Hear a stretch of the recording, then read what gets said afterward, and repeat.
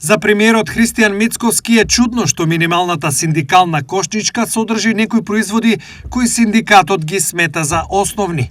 Како што се диња, лубеница, гројзе, црешни, кајси, праски, не испив 250 грама лименка Нескафе, не пушам цигари, а таму си цигари, бидејќи во минимална кошничка малце нелогично да имате цигари, кои што се содржани во методологијата.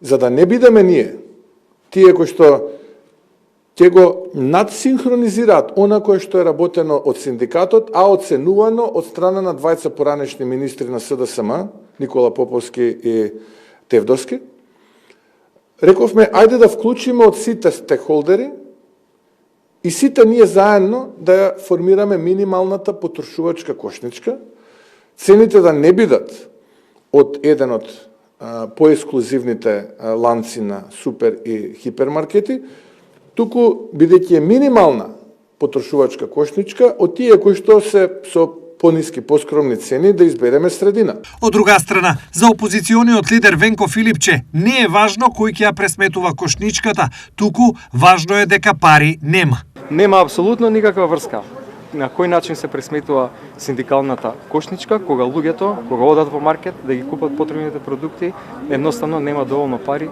во паричниците. Луѓето не може да врзат крај со крај.